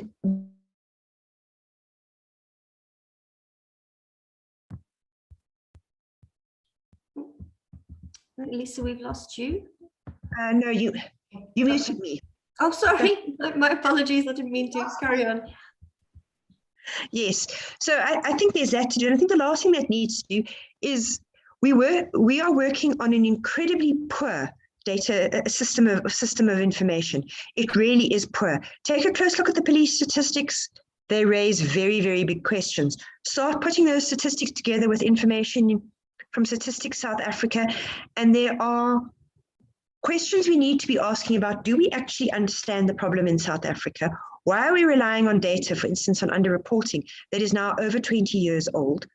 How do we craft a response on the basis of such poor information? Because that really does link to things like costing. You would need to have some sense of how many women are being abused, and of that, what proportion are likely to need shelter in order to plan for shelters properly. We don't have something like that. We've now just identified hotspots, but given how few women report domestic violence, that doesn't necessarily translate into accurately locating shelters. We also have, and the last little complaint, I suppose, is one of the things that the diagnostic recommended was a costing of service, an identification of what are the core services that are required and what do they cost. That work was done. It was completed in September last year. It's August. Cabinet has yet to just note its existence so that it can be implemented. So there are these questions of, we do things, that doesn't need a plan or coordinating structure. Why does Cabinet not do what needs to do, especially in our current economic environment where we are not sure what funds we have and where we should place them? So I think it's trying to look at these multiple levels of the problem and to break it up rather than break it up so that we can see who this part of the problem belongs to, what sort of solution that might have. That's really, I think, the way to go is a far more fine-grained textured look at each problem in its specificity rather than global generalized recommendations. Thanks, Lisa. We need to wrap up shortly, but let me just read the last few sort of comments or queries in the chat box and give Matodzi and Hlengiwe an opportunity to add, to provide some final inputs. I really, again, just echoing some of Lisa's points around the departments producing plans, but often these extra departmental national plans aren't integrated into the annual and strategic plans of departments, and also echoing the point around power struggles between different departments involved in these coordinating structures. From Abu Omar, a comment about chairing the board of SANAC. And he says when the GBVF fund was announced, SANAC was informed that they had to accept a reduction in funding because money was needed for this new initiative, the GBVF fund. But Lisa's input gives grounds to be suspicious of, or reminds him how bad government can be at getting money to where it's most needed. A question here about whether are there any GBV preventative or proactive strategies in place? And a comment to Mutodzi that we need to create in-depth dialogue structures that create spaces for all the voices while ensuring that we don't further patriarchal ideologies. Can I go back to Mutodzi and Hlingiwe for any final inputs before we wrap up? Perhaps Mutodzi first. Okay. So I think just on that point that Loshni made, I think I couldn't agree more. I mean, I think we absolutely need more of that. I think we have very, very little of those kind of dialogue spaces, not just spaces for people to scream at each other, but really real conversations. And I think we need more of that. And not top down either, not this kind of community dialogue that are sometimes done by government. And I mean, I speak with utmost respect for government. I spent 18 years of my life working for the state, but this kind of community dialogue that I've facilitated by the state, where the state goes in as a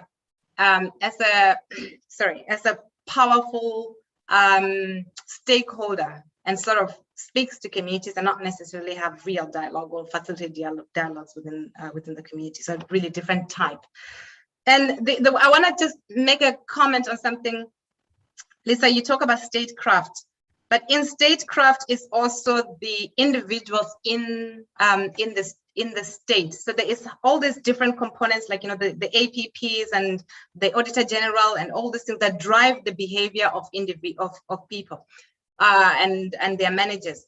But there's also the individuals in the state that often we talk about capacity and capacity deficiencies and whatnot within the state without actually interrogating what kind of capacities are missing within the state.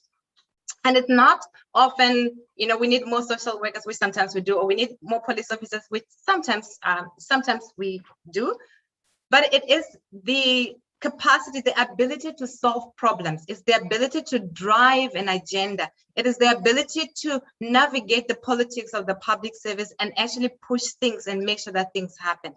But unfortunately, those are not the kind of things that you can train people in, or you could. But we need to think about what are the incentives that needs to be created to have that activist bureaucrats within the state who are then able to work with the partners outside of the state to drive the agenda and to create the necessary conditions for information to flow between government and civil society organizations, between funders and whatnot, in a way that does not create the conditions for dominant voices to take over. So I think just wanted to add that to your comment about statecraft, because I think also the other thing that's happening is that we are creating the conditions for state institutions to be all too powerful, where there are no checks and balances, because the institutions that are meant to actually hold them account are weakened and are not necessarily able to hold them to account.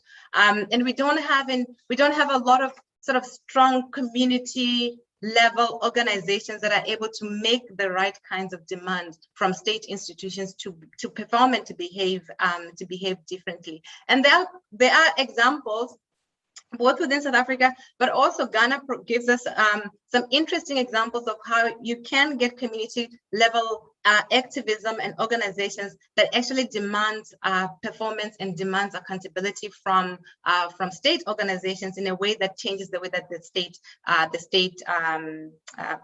functions. And then the last comment I just wanted to make is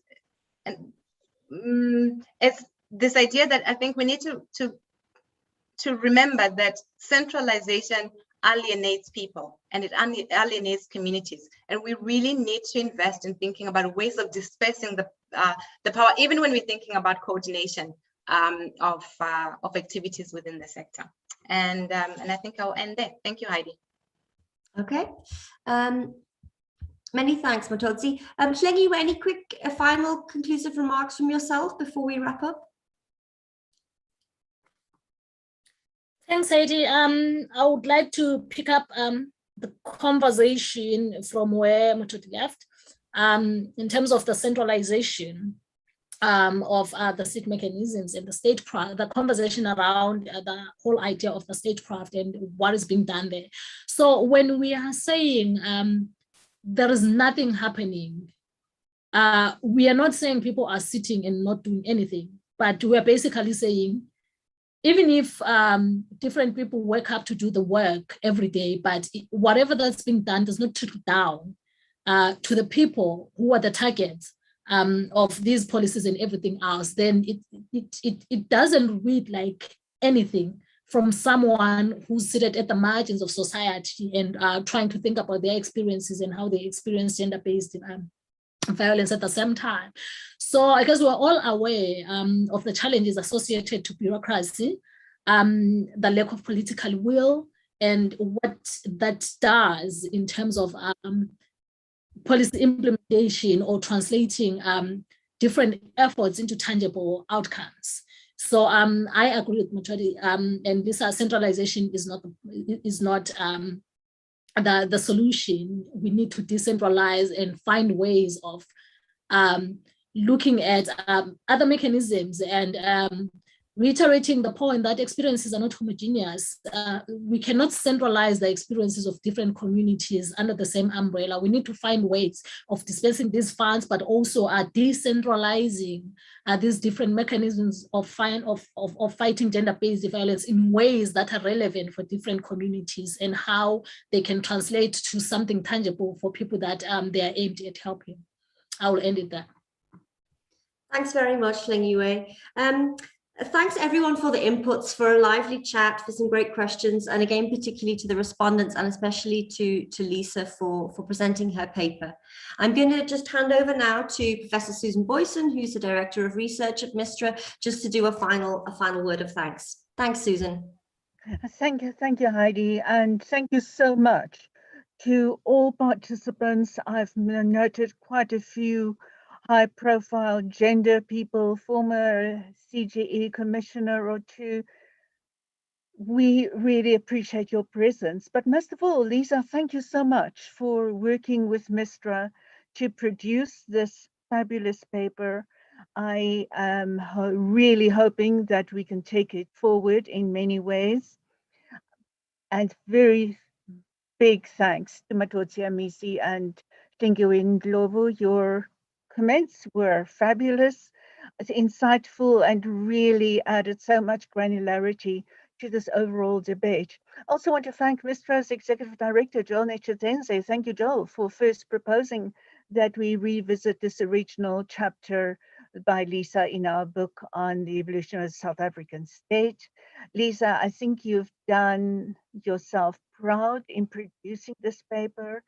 And on MISTRA's side, I'm really going to propose that we explore ways of taking this forward, not just disseminating this paper widely amongst our whole audience, amongst gender, to the gender action structure. We hope there is action in the overall state to make sure people get the message. Because for me in this paper, we got so much details, valuable policy building, practice building contributions on not just the diagnosis, a severe diagnosis of what is wrong and why our gender apparatuses in the South African state are just going not nowhere, but not doing justice to the amount of funds and human resources that are invested in them at all.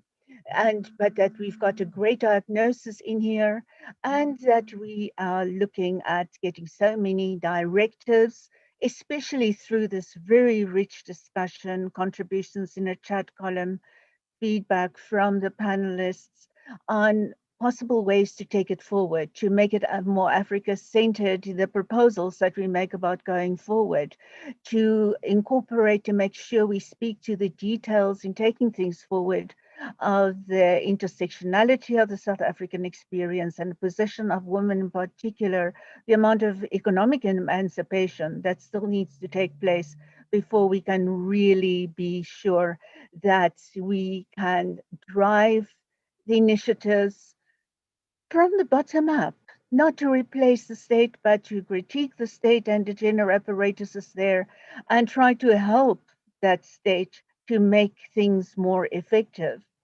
And in a way, Lisa and others have referred to that in many ways. The story about the gender apparatus in South Africa is also the story about state apparatus in general. If a problem persists, it means you do not go and dissect and do a diagnosis of what has been going wrong in the past, but rather you throw another plan, another strategy, another whatever, another few appointments at a problem and hope that it will self-resolve, or at least that you can show to your constituency that something is being done to address the problem. It will be amazing if we can also use this current initiative, this paper, and the discussion that we've had in the last 2 hours as a small embryonic way in which to start changing that overall practice in the South African state. And I look forward with Mr. as to what we can do in the space in the future. Thank you, Heidi. Thanks very much, Susan, and thanks everyone for participating. We'll end the event here. Thank you. Thank you, Thank you. everybody. Thank you. All the best.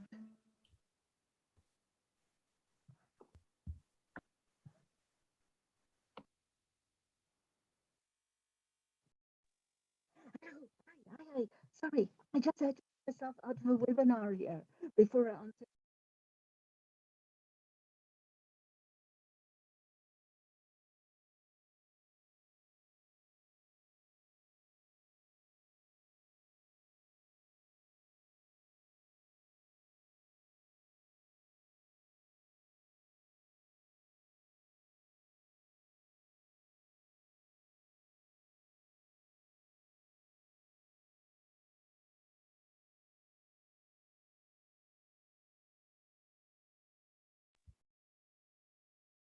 Norma, I've ended the recording.